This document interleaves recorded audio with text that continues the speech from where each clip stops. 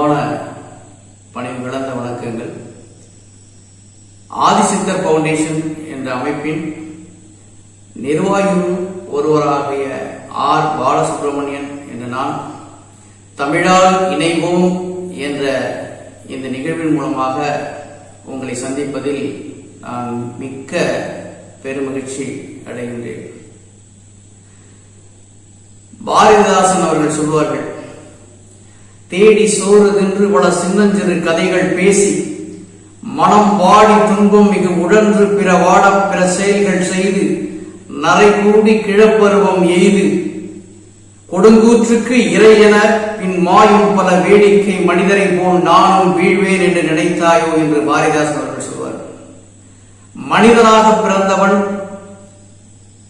பிறந்ததனுடைய சாரம் அவன் வாழ்க்கையில் ஏதாவது ஒன்றை இந்த பிறந்த மண்ணுக்கும் பிறந்த மொழிக்கும் நிச்சயம் செய்தாக வேண்டும். அதற்கான கடமையை பெற்றிருக்கின்றான் தமிழன்.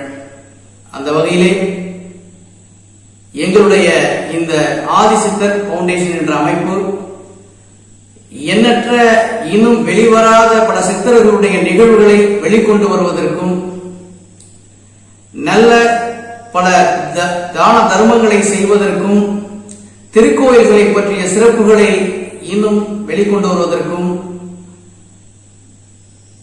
நாங்கள் ஒரு நல்ல ஒரு நோக்கத்தோடு இந்த அறக்கட்டளையை ஆரம்பித்திருக்கின்றோம். அந்த வகையிலே இந்த தமிழால் இணைவோம் என்ற நிகழ்ச்சியில் நான் பங்கு கொள்வதில் நான் மிக மிக மீண்டும் பெருமகிழ்ச்சி அடைகின்றேன். தமிழ் உலகம் தோன்றிய உலகளாவிய ஒரு மூத்த முதுமொழி என்று சொல்வார்கள். அதுதான் கல் தோன்றி மண் தோன்றா காலத்தே முன்தோன்றிய மூத்த முதுமொழி என்று தமிழுக்கு ஒரு மிகப்பெரிய பெருமை உண்டு. அவ்வளவு சிறப்பு வாய்ந்த அந்த தமிழ் மொழியினுடைய பெருமையை கவிஞர் அவர்கள் சொல்வார்கள். கனியிடை ஏறிய சுளையும் முற்றல் கடலிடை ஏறிய சாரும் பனிமலர் ஏறிய தேடும் காட்சிய பாய்கிடை ஏறிய சுவையும் நனிப்பசு பொழியும் பாலும் தென்னை நல்கிய குளிரில நீரும் இனியன என்பேன் என்றும் தமிழை என் உயிர் என்பேன் கண்டீர் என்று பாரதிதாசன் அவர்கள் சொல்வார்கள். அந்த அளவிலே தமிழ் அவ்வளவு ஒரு சிறப்பு வாய்ந்த சுவையுடைய மொழியாகும் தமிழ் மொழி. அதனால்தான் அவர் மீண்டும் சொல்கின்றார், தமிழ் உண்டு தமிழ் மக்கள் உண்டு தமிழுக்கு நானும் செய்வோம் நல்ல தொண்டு தமிழ் எங்கு தோல் கட்டி ஆடு தமிழ் வெல்க வெல்க என்ற தினம் நீ பாடு என்று சொல்வார்கள். ஆகையால் அந்த வகையிலே தமிழனாக பிறந்தது ஒரு மிகப்பெரிய பெருமை. அதில் நம்முடைய மொழிக்காக நாம் கொண்டாற்றுவது என்பது அதைவிட மிகப்பெரிய ஒரு பெருமை. அந்த வகையிலே தமிழ் மொழியானது அவ்வளவு சிறப்புகளை பெற்ற ஒரு மொழி. இலக்கணமாகட்டும், இதிகாசமாகட்டும், புராணங்களாகட்டும் என்று பல்வேறு சிறந்த கட்டமைப்புகளை தன்னுள்ளே கொண்ட தனிப்பெருமை கொண்ட தமிழ் மொழியாகும். உலகத்திற்கே பல உண்மைகளை உணர்த்திய மொழி தமிழ் மொழியாகும். எத்தனையோ அறிவியல் சாதனைகளையும் அற்புதங்களையும் படைத்த மொழி என்றால் அது தமிழ் மொழிக்குத்தான் அந்த பெருமை சேரும். அத்தகைய தமிழ் மொழி எண்ணற்ற கவிஞர்களையும் ஏராளமான அரசு சிந்தனைவாதிகளையும் நூலாசிரியர்களையும் எண்ணற்ற நல்ல பல மனிதர்களையும் உருவாக்கி கொடுத்திருக்கிறது தமிழ் மொழி.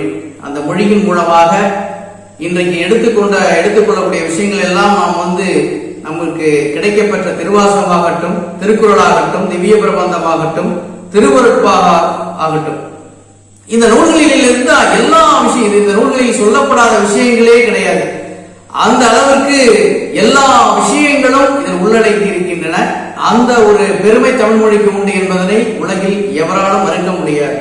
இன்று பறந்து விரிந்த ஒரு ஆலமரமாக உலகம் முழுவதும் வியாபித்திருக்கின்ற தமிழன் வீரத்திலும் சரி, விவேகத்திலும் சரி, விருந்தோம்பலிலும் சரி தமிழனுக்கு நிகர் தமிழன்தான் என்று சொல்லக்கூடிய அளவிலே தமிழன் என்று மிக உயர்ந்து நிற்கின்றான்.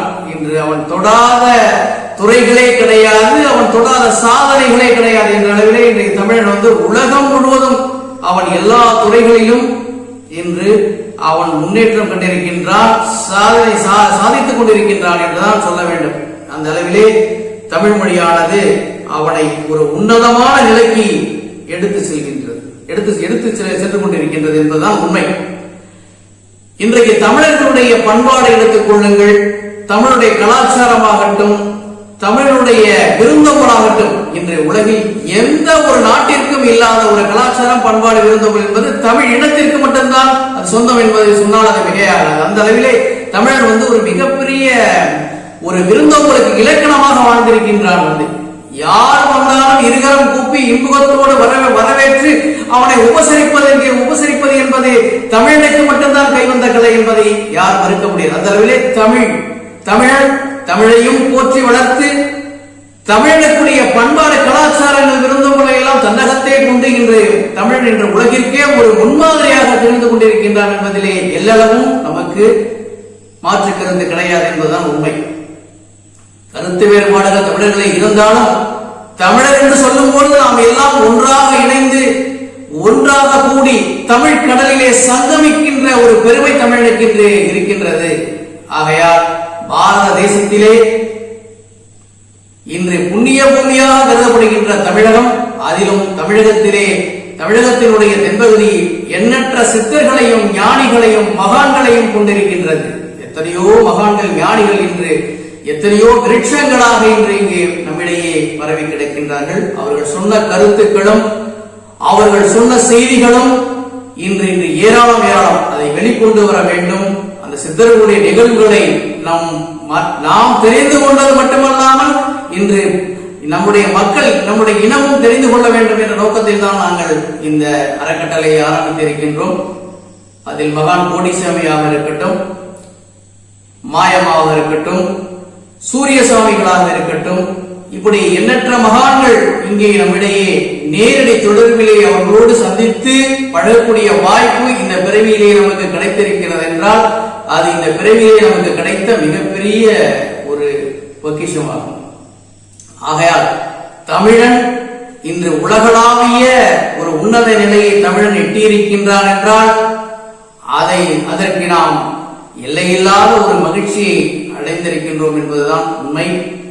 ஆகையால் இன்று ஒவ்வொரு காலகட்டத்திலும் இந்த தமிழ் மொழியானது பல்வேறு சாதனைகளையும் பல்வேறு அறிவியல் ரீதியான உண்மைகளையும் உணர்த்தி கொண்டுதான் இருக்கின்றது. இன்றைக்கு நாம் பேசக்கூடிய அறிவியல் சாதனைகள், அறிவியல் சார்ந்த நிகழ்வுகள் எல்லாம் எத்தனையோ ஆண்டுகளுக்கு ஆயிரம். அந்த வகையிலே இன்றைக்கு ஒரிசா பாலு அவர்கள் கடற்படத்துறையிலே மிகப்பெரிய ஒரு ஆராய்ச்சி பணியை மேற்கொண்டிருக்கின்றார்கள். அவருடைய இந்த பணி சிறக்க எங்களுடைய தமிழ்நாடு நினைவோம் ஆதிசித்தர் பவுண்டேஷன் வாயிலாக அவருக்கு என்னுடைய நல்வாழ்த்துக்களையும் வணக்கங்களையும் தெரிவித்துக் கொண்டு, என்னோடு பயணிக்கின்ற எங்களுடைய ஆதிசித்தர் பவுண்டேஷனுடைய பவுண்டர் திரு லதா மங்கேஷ்வர் அவர்களையும் அவருடைய புதல்வர் சிரஞ்சீவி அவர்களுக்கும் நான் மீண்டும் ஒரு முறை நன்றியை தெரிவித்துக் கொண்டு விடைபெறுகிறேன். நன்றி, வணக்கம். வணக்கம். தமிழால் இணைவோம், உலக மக்களாகவும் யாவரும் தமிழால் இணைவோம் என்று இந்த சேனலில் பேசிகிட்டு இருக்கிறேன். என்னோட விருப்பம் என்ன, கோரிக்கை, வேண்டுதல் இல்லாமல் இந்த தமிழ்நாட்டில் எல்லா தமிழ் குடிமகன்களும் எல்லா மக்களும் வரும் சந்ததியினரும் தமிழ்தாய் வாழ்த்த டெய்லி ஒரு விளக்கேற்றி பாடினா ரொம்ப சந்தோஷம். இதுதான் என்னோட வேண்டுதல். தீராத மோகம், தனியாத காதல் என் 6 வயதிலிருந்து 60 வயது வரை இன்றும் மதுரமாக இனித்து கொண்டே உள்ளது. தமிழின் மீதும் தமிழ் மண்ணின் மீதும் இயற்கையின் மீதும் தமிழ் தாய் வாழ்த்தின் மீதும் சொல் எழுத்துக்கள் எல்லாம் பசுமரத்து ஆணி போல் பதிந்து விட்டது. தினமும் சூரியன் வருவது போல் தென்னை மரமும் பனைமரமும் பறவைகளின் தமிழ் அருள் மொழியும் ஓசையும் கடலின் ஓசையும் காற்றின் இசையும் ஸ்ரீ மனோன்மணியம் சுந்தரனார் எழுத்துக்கள் இசையாக இன்றும் நினைவிலே நின்று கொண்டே உள்ளது. நீராறும் கடலொடுத்த நிறமளந்த எழிலொழுகும் சீராறும் வதனமென திகழ் பரத கண்டமதில் தெக்கனமும் மது சிறந்த திராவிடனல் திருநாடும் தக்க சிறு பிறை நுதலும் தரித்தனரும் திலகமுமே. அத்திலக வாசனை போல் அனைத்துலகும் இன்பமுற எத்திசைக்கும் புகழ் மனக்க இருந்த பெரும் தமிழனங்கே. உன் சீரிழமை திறம் வியந்து செயல் மறந்து வாழ்த்துதுமே வாழ்த்துதுமே வாழ்த்துதுமே. காலையில் விளக்கேற்றி இயற்கை தமிழக மண் மற்றும் இயற்கை இளமையான தமிழ்த்தாய் அன்ன காமாட்சி மதுரை மீனாட்சி ஆட்சி செய்யும் அகிலாண்டேஸ்வரி அவர்களை நான் வணங்குகிறேன். நான் பெற்ற இன்பம் இவ்வயமும் பெற வேண்டும். ஆகையால் வருங்கால சந்ததிகள் குழந்தைகள் அனைவரும் போற்றி வாழ்த்தி வணங்க வேண்டுகிறேன். இப்பேற்பட்ட தமிழ் தாயின் தமிழன்னையின் பொக்கிச புதல்வனாக காண்கிறேன் திருச்சி உறையூரில் பிறந்த கடல்சார் ஆய்வாளர் திரு ஒரிசா பாலு ஐயா அவர்களை. வணக்கம் ஐயா, வணக்கம். உலகின் உன்னத ஜீவனை சந்திக்கிறேன். அதுவும் தென்னாட்டுடைய சீவனே போற்றி எந்நாட்டவருக்கும் தமிழன்னையிடம் கொண்டு சேர்க்கும் புதல்வனே போற்றி. நாடென்ன செய்தது நமக்கு என கேள்விகள் கேட்பது எதற்கு, நீ என்ன செய்தாய் அதற்கு என நினைத்தால் நன்மை உனக்கு. இந்த உலகம் தங்கி அறியாமை நிலையிலிருந்து அறிவை ஆயுதமாக கொண்டு வளர்ச்சி பாதையில் மேல் நோக்கி சென்று கொண்டே உள்ளோம். விஞ்ஞானம் விண்ணையும் சிகரத்தையும் தொட்டு ஏறிக்கொண்டிருக்கிறோம். மூவுலகம் விண்ணுலகம் மண்ணுலகம் பாதாளம் உலகம் 3 அடி மண் கேட்ட வாமனன் போல் இன்று உலகளாவிய கடல்சார் ஆய்வாளர் திரு ஒரிசா பாலு ஐயா அவர்கள் இந்த ஆய்வில் இருந்து கொண்டுள்ளார்கள். உலகம் பிறந்தது தமிழில்தான் என்று தோண்டி எடுக்கும் ஆராய்ச்சியில் உள்ளார். அதற்கு தமிழராகிய நாம் ஒன்று கூடுவோம். வளர்ச்சி பாதையில் மக்களாகிய நாமும் சீரும் சிறப்புடன் வெற்றி நடை போட்டுக் கொண்டுள்ளோம். இதை யாராலும் மறுக்க முடியாது. மாதாவிற்கு செய்யாததை இந்த மண்ணிற்கு செய்ய வேண்டும். இந்த மண்ணின் மைந்தனாகிய திரு ஒரிசா பாலு ஐயாவிற்கு செய்யாமல் இருந்தால் குலசாமியை கும்பிடாததுக்கு போன்றதுக்கு சமம். நீங்களும் அறிவு விஞ்ஞானம் வளர்ச்சியில் செழுமையும் வளர்ச்சியும் அடைந்திருப்பது சத்தியமானால் இந்த தமிழ் மண் மொழி தேசம் இயற்கை தமிழன்னை கடலெண்ணெய் போன்ற தாய்க்கு நம் பிறவி கடனை செலுத்தி வணங்க போற்ற நமக்கு இதுவே சரியான தருணம் சந்தர்ப்பம். நம் ஒரிசா பாலு ஐயா செய்ய போகும் குமரிக்கண்ட கடல்சார் ஆய்வில் உலக தமிழ் மக்கள் வெளிவட்டத்தில் வந்துவிட்டார்கள். நாம் எப்போது வரப்போகிறோம்? இந்த ஆய்வில் கல்வெட்டு புதையல்கள் நம் மூத்தோர்கள் தமிழின் வயதினை சான்றாக பறைசாட்ட இந்த வரலாற்றில் தென்னாட்டுடைய சிவனே போற்றி எந்நாட்டவருக்கும் இறைவா போற்றி என்று ராமேஸ்வரத்தில் சாதனை புரிந்து அணு ஆராய்ச்சியில் முத்திரை பதித்து உலகே தமிழ் மண்ணை மதிக்கவும் படி செய்துள்ளார் அப்துல் கலாம் ஐயா அவர்கள். உறைந்து விட்டார் இந்த தமிழ் அன்னையின் மடியில். அதுபோல் சரித்திரம் சொல்லும் நம் தமிழகமாக மாற வேண்டும். தமிழக அரசும் மக்களும் ஒன்றுபடுவோம். ஜல்லிக்கட்டுக்கு ஆதரவு அளித்தது போல் நம் திருச்சி உறையூரில் பிறந்த திரு ஒரிசா பாலு ஐயா அவர்களுக்கு ஆதரவளிக்க நம் தமிழ்நாடு முன்வர வேண்டும். வந்தாரை வாழ வைக்கும் தமிழகம். கேரளா, கர்நாடகா, ஆந்திரா என்று தமிழ்நாட்டில் பிரபலமானவர்கள் ஏராளம். இங்கே வந்து பிரபலமானவர்கள் ஏராளமான பேர். தாராளமாக நம் தமிழர்கள் ரசித்தார்கள், வணங்கினார்கள், போற்றினார்கள், வாழ வைத்தார்கள், அழகு பார்த்தார்கள். இந்த தமிழகத்தில் மண்ணையும் பொன்னையும் பொருளையும் புகழையும் விட்டு சென்றார்கள். அவர்கள் எல்லோரும் இந்த தமிழ் தாய்க்கு திருப்பி தரலாம் அல்லவா? ஏன் அரசியல் மூலமும் விளம்பரமும் மூலம்தான் செய்ய வேண்டுமா? தமிழ்த்தாயின் வயதினை உலகுக்கு எடுத்துக்காட்டும் ஐயாவின் ஆய்விற்கு செய்வது தாயிற்கு பிரசவம் பார்த்ததற்கு சமம். இது ஒரு அரிய வாய்ப்பு. நம் தமிழ் மண்ணுக்கு செய்வதற்கு ஒவ்வொரு மனிதனுக்கும் கடமையும் பொறுப்பும் உண்டு. பிச்சைக்காரன் 1 ரூபாய் கொடுப்பது முதல் பிரபலங்கள் பல கோடிகள் பங்களிப்பாக கொடுத்து ஒற்றுமை உணர்வுடன் செயல்பட வேண்டும். இந்தியா என்பதின் அடிவேர் தமிழ்நாடு. அடிமுடிக்கான அருணாச்சலேஸ்வரரே இதுக்கு சாட்சி, ஆதாரம்.